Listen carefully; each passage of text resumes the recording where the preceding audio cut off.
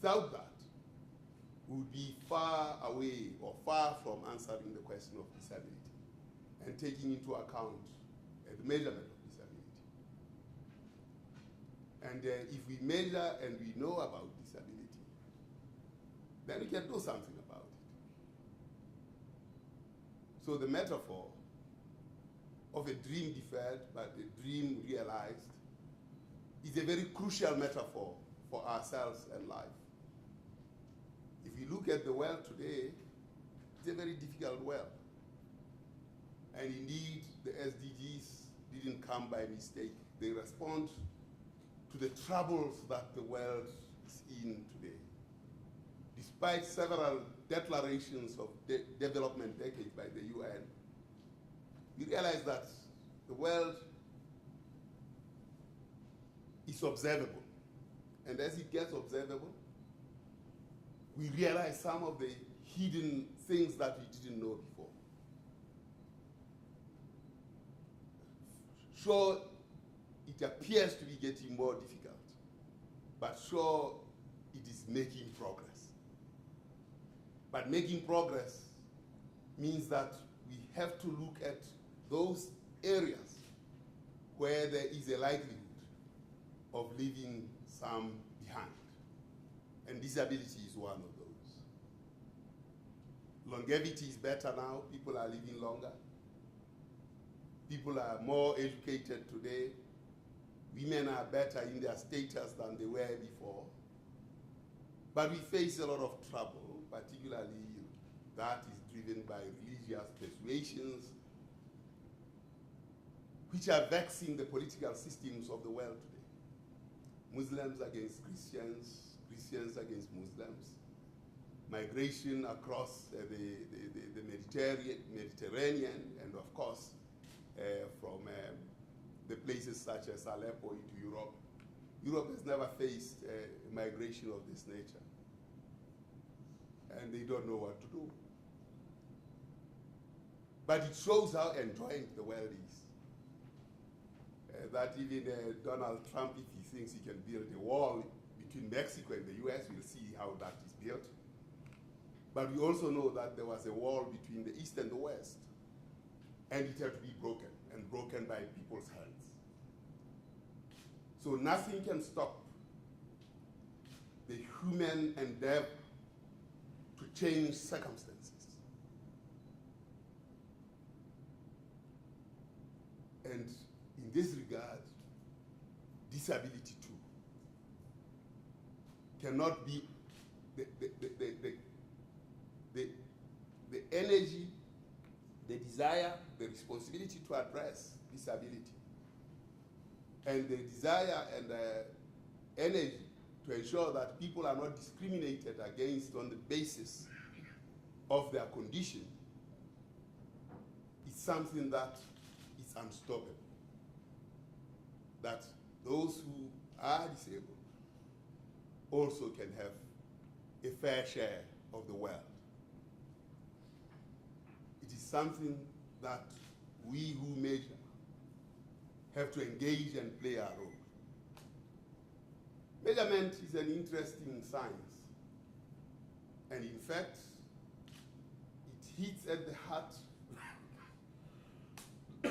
of what is objectivity. The philosophy of science, the philosophy of refutations, like Kuhn's paradigm shifts. And what is objectivity? And I think those of us who are confronted by this question of measurement continuously ask ourselves, what is objectivity? We find that many argue quants, others argue quals, that is quantitative and qualitative measures.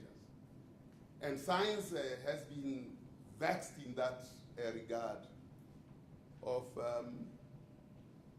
whether science is defined by positivist thinking, or indeed it is defined by other philosophies. And for a long period of time, quantitative analysis and qualitative analysis have been juxtaposed as though they are addressing non-similar things. And I think we increasingly now realize that objectivity is not about distance, while it is about replicatability, that things are you can replicate, and then you can get similar results, and so on and so on. It appears that it is not about replication. It is about transparency. That is objectivity. It is about transparency. It is about putting on the table our own fears and our own baggage. And we put that on the table and discuss and engage. For that is objectivity. We do know that the world is knowable. Yet, we do not know it entirely. And that's where relativity comes in. So, disability is measurable, is knowable. While our own lenses may constrain us from seeing and understanding, it doesn't mean that it is not knowable. Molana lost the coin, but Molana was seen by a friend looking around, and the friend asked, Molana, what's your problem? Molana said, I lost my coin, man. That is my problem. Then I asked, where did you lose your coin? Molana said, I do not know, but I lost my coin. And then he said, but if you do not know, why are you searching for it where you are searching for it? Molana said, this is where there is light. And I can only search for my coin when there is light.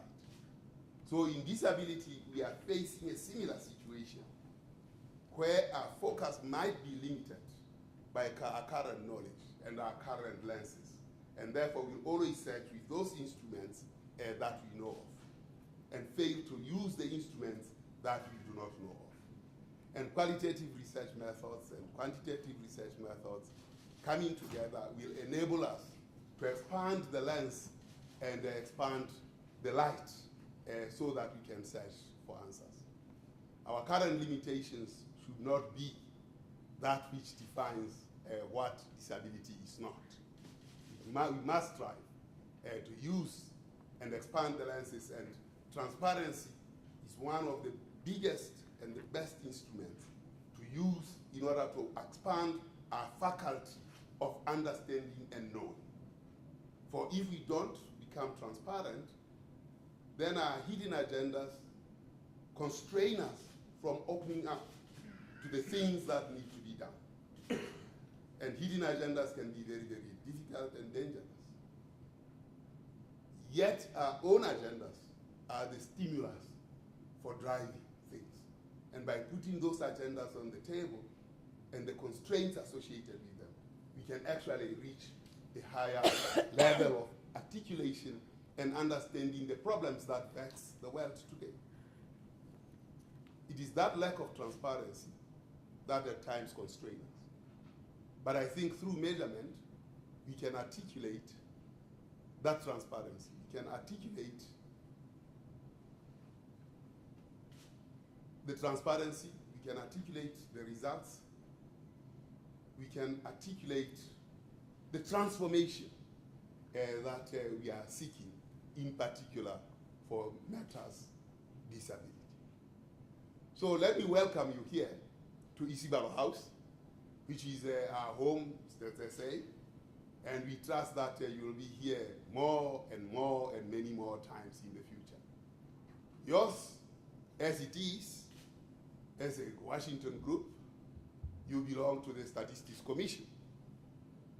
And your results and your reports will serve at the Statistics Commission, where men and women who are who are responsible for measurement of the clothes have to consider the adequacy of the methods, the sanity of the approaches, the validity of the results.